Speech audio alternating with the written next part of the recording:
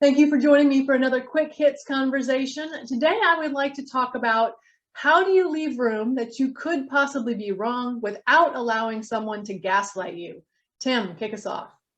Wow, well, this is a good one, isn't it? And I had to read it 2 or 3 times just to get a grip of what we're talking about. So I want to focus, from my point of view, first of all, on the wrong element of the phrase. So, how do we leave room to be wrong without someone allowing to gaslight us? Well, first of all, I think these conversations always seem to start with a definition of what is wrong, what is right. And I think, and wrong is in the eye of the beholder, isn't it? I can choose to be right, wrong, fail, succeed, and I can choose whether it's a success or not. If I leave the house, have I been successful? Yes, no, I choose. If I breathe in and out and I'm having a happy day, is that a success or not?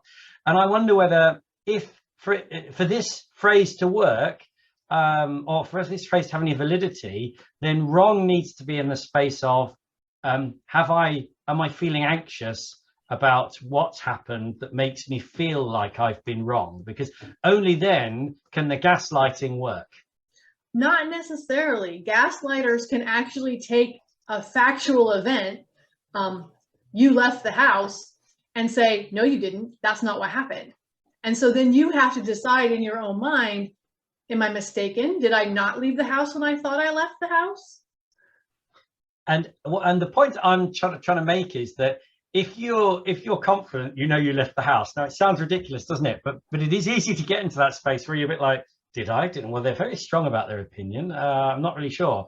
And but if you were so strong in your response that you knew, then the gaslighting wouldn't have an impact, and it would allow you to leave room to be wrong. Ania.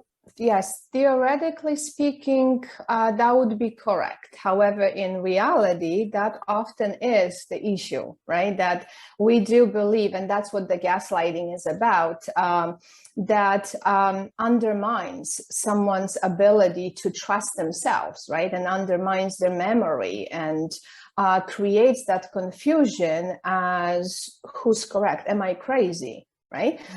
Because this is what I believe, but someone is equally convinced of another version. It does create, as I believe, a serious issue. I think, in particularly with people who there are gaslighters who are very unaware of what they're doing. Right, and I don't want to go too much into the psychological side of it, but I believe it can be very dangerous, especially with people who are in abusive relationships and who struggle with self-esteem, who struggle with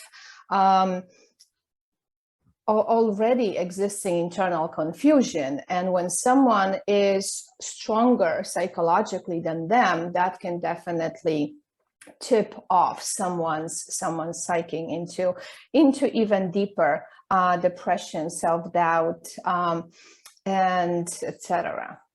So the thing for me, having been in a relationship with someone who did a lot of gaslighting, the way that I use it now is that if someone is absolutely 100% confident and they are in my face that they're 100% confident, that for me is a red flag that there is something going on there. Because most people I've found with a healthy psyche will say, well, I'm 98% sure that I'm correct here, but they leave that tiny little bit of room. So anytime someone is way up in my face about 100% confident, I'm like, So do you think then that self-doubt is more authentic generally than 100% confidence in humans? That is a good question. I think it goes with self-awareness. It goes with how much are we willing to consider. And I think that goes back to the original question, right? How much am I willing to allow myself to be wrong, which is rooted for me in security. If I feel secure about who I am and how I see the world and my perspective, I will be more open to allowing myself that I can be wrong about something, or I actually look at most of situations as just having a different perspective. There are situations that are purely right or wrong, ethically, morally, legally, but I think most of what we experience in life is I just have a different opinion. I have a different perspective on things.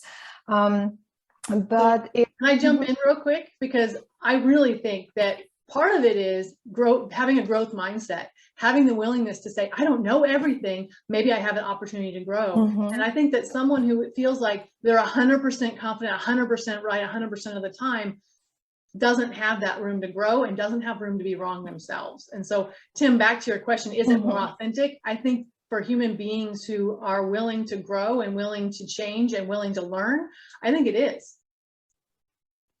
Well, I mean, hooray for that. We should note this in a book somewhere, and so that when we are in a position of doubt, we know that actually we're being more authentically human than in a position of true certainty. Having said that, there are environments, and so what I want to come on to now, there are environments where there are certainty. We know how many words there are in a book, for instance. We know how many bones there are in the body. We know what time sunlight and sunset's going to be. So what interests me then is in the gaslighting side of this phrase is if somebody says to you, you didn't leave the house, and yet you're in your head, you're going, well, I definitely did. Where does the doubt come from? And I think, as Ania said, that the doubt is directly related to self-esteem, anxiety, view on life, current position, tiredness, you know, all these things are thrown in there. But it intrigues me that we do doubt when in actual fact, in some environments we can be certain and some environments we can't. And I think we have to be aware of that. Well, and sometimes I think that, like, have you ever argued with a flat earther? Like, it's just not worth the trouble because they're so confident and it's like, you know what, fine. And I think that for me, when someone tries to gaslight you, the best option is just to go, I'm not having this conversation, because they can actually get into your brain and worm around in there and there's no reason to let them. That's very true. That can be very dangerous. And I think one of the ways that I deal with people, I do pay a very close attention, similar to Robyn, what you said, right? How they react to me, what kind of wording do they use? And usually for me, the very first flag is when they dismiss my feelings, right? When they blindly tell me, oh, you have no right to feel. Why are you feeling this way? You're seeing it from the wrong perspective. And to me, that really brings my armor up as you need to watch out, right? What's happening there? Am I dealing with someone who simply is arguing their position when we're having a political discussion, which is a very different category, right? Or flat earth, then we can really put it in the theoretical discussion. Or is it something more factual? That it could lead to potential catastrophe because we're dealing with more of a psychological game at this point. That's a warning, definitely. If the other person doesn't leave room for you to be right, if they don't leave room for them to be wrong, that definitely, yeah, I agree. So should we then live with a sort of cast iron expectation that people should respect our feelings? Absolutely. Yes. Feelings cannot be wrong. So you can have opinions that are wrong, but feelings can't be wrong. So in answer to the original question, the space in which to leave room that you could be wrong is to be able to hold in your heart that if this person is not reacting to my feelings, then wrong goes out of it at this point, and there's an issue with the relationship, and then it's time to pull out. So having an expectation of feelings.